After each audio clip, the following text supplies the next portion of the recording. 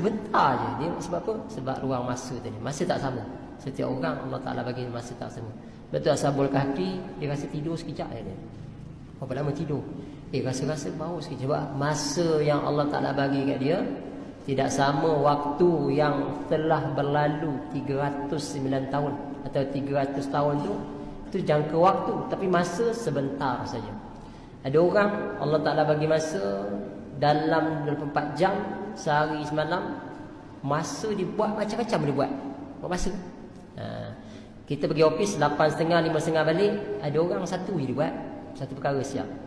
Kita contohnya kalau edit jurnal ke sebagainya, mungkin kita tak siap, seminggu tak siap kan, rancang. Tapi ada orang masa 2, 3, 4 jenis dia selesai, boleh clear, dia boleh edit, dia boleh buat, boleh orang kata boleh publish lah, kan hantar ke mana-mana untuk dia nak submit contoh kan. Sebab apa? Masa. Maka Allah Ta'ala kata masa, dan masa ni semua manusia rugi melainkan kita yang beriman, kita mengakui Allah sebagai Tuhan, dan kita pula beramal soleh. Ada amal yang soleh, ada amal yang kita buat, mungkin sedekah jariah ke, ataupun ilmu bermanfaat ke, ataupun waladun soleh yad'ulah. Dan yang ketiga, kena buat dakwah. Ni kita belajar ilmu dakwah ni, fikih dakwah ni, kefahaman tentang dakwah, maka kita termasuklah orang tidak rugi tuan-tuan. Tidak rugi kenapa? Dia punya masa sedikit, amalan dia berganda. Dan yang keempat, sabar, kesabaran. Sabar yang Allah Ta'ala bagi, yang perlu kita buat. InsyaAllah tuan, pada malam ni kita sambung perbincangan kita, masih lagi membicarakan tentang bahagian universalnya dakwah ini. Dakwah ini merentasi makan wa zaman, zaman masa, dan juga tempat makan.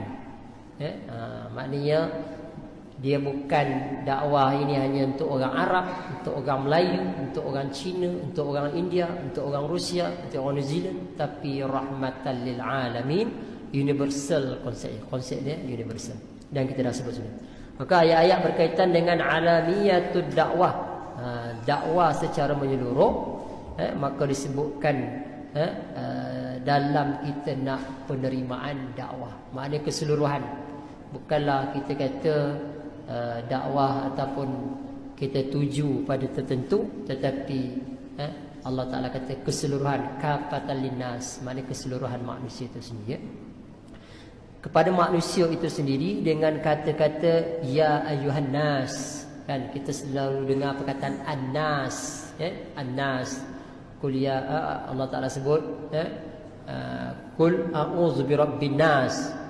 Kan kita kata kalau umat, aku berlindung dengan Tuhan manusia. Perkataan manusia. Ya ayuhan nas, inna khalaqnakum min zakarin wa unsa. Allah Ta'ala kata, wahai manusia, aku jadikan kamu ini zakari wa unsa, lelaki dan perempuan. Ada Allah Ta'ala guna perkataan nas, kafatan linnas, ataupun kepada manusia seluruhnya, kan, perkataan nas. Jadi menunjukkan manusia ni satu makhluk yang special. Ada tak Nabi daripada selain manusia dia? Masa tak ada. Nabi daripada jin? Tak ada kan. Nabi daripada manusia.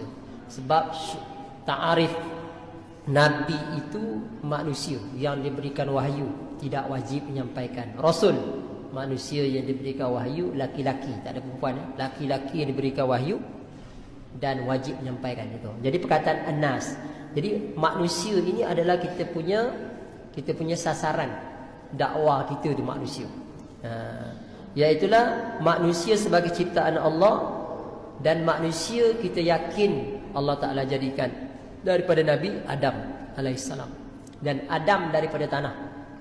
Diciptakan Adam dari